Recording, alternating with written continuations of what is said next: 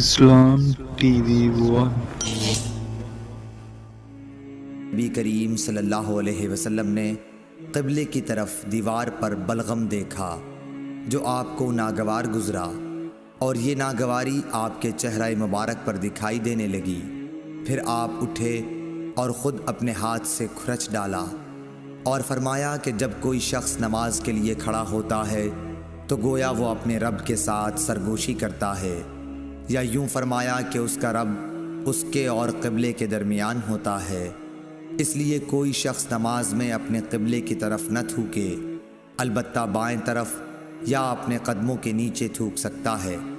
پھر آپ نے اپنی چادر کا کنارہ لیا، اس پر تھوکا، پھر اس کو الٹ پلٹ کیا اور فرمایا یا اس طرح کر لیا کر۔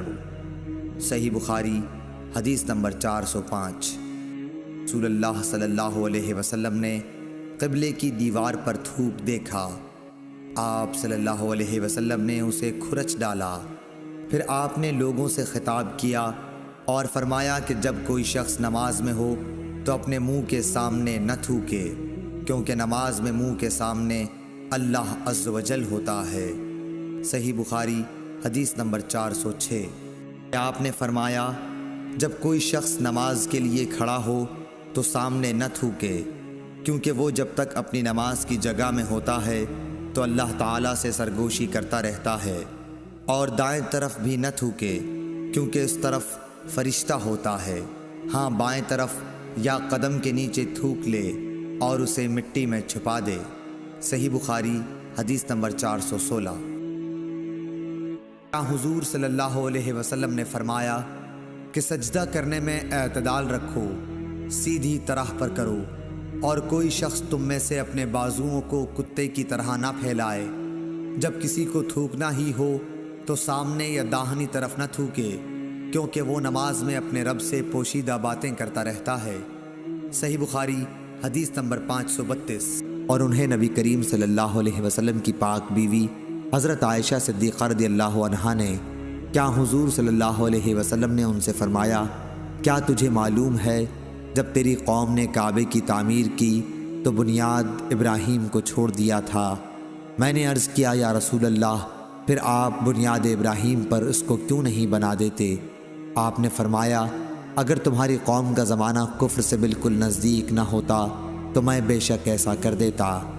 عبداللہ بن عمر رضی اللہ عنہ نے کہا کہ اگر عائشہ صدیقہ رضی اللہ عنہا نے یہ بات رسول اللہ صلی اللہ علیہ وسلم سے سنی ہے اور یقیناً حضرت عائشہ رضی اللہ عنہا سچی ہیں، تو میں سمجھتا ہوں یہی وجہ تھی جو حضرت صلی اللہ علیہ وسلم حتیم سے متصل جو دیواروں کے کونے ہیں ان کو نہیں چومتے تھے، کیونکہ خانہ کعبہ ابراہیمی بنیادوں پر پورا نہ ہوا تھا۔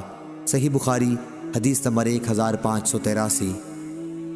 کہ میں نے رسول اللہ صلی اللہ علیہ وسلم سے پوچھا کہ کیا حتیم بھی بیت اللہ میں داخل ہے؟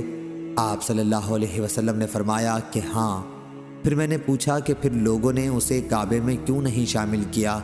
آپ صلی اللہ علیہ وسلم نے جواب دیا کہ تمہاری قوم کے پاس خرچ کی کمی پڑ گئی تھی۔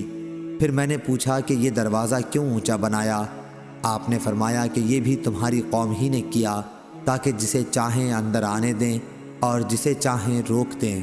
اگر تمہاری قوم کی جاہلیت کا زمانہ تازہ نہ ہوتا اور مجھے اس کا خوف نہ ہوتا کہ ان کے دل بگڑ جائیں گے تو اس حتیم کو بھی میں کعبے میں شامل کر دیتا اور کعبے کا دروازہ زمین کے برابر کر دیتا۔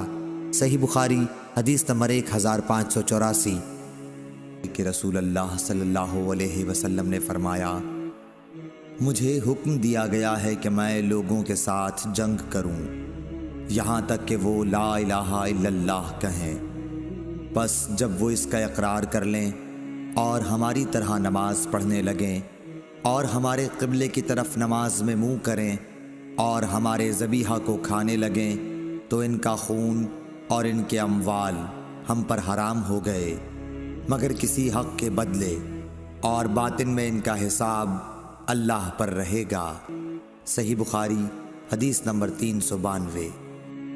کہ اے ابو حمزہ، آدمی کی جان اور مال پر زیادتی کو کیا چیزیں حرام کرتی ہیں؟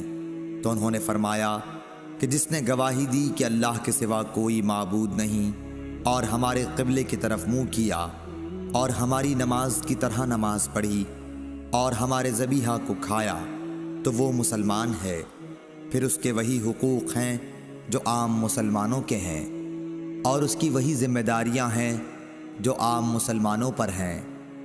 اور ابن ابی مریم نے کہا، ہمیں یحییٰ بن ایوب نے خبر دی، انہوں نے کہا ہم سے حمید نے حدیث بیان کی، انہوں نے کہا ہم سے انس بن مالک رضی اللہ عنہ نے نبی کریم صلی اللہ علیہ وسلم سے نقل کر کے حدیث بیان کی۔ صحیح بخاری حدیث نمبر 313۔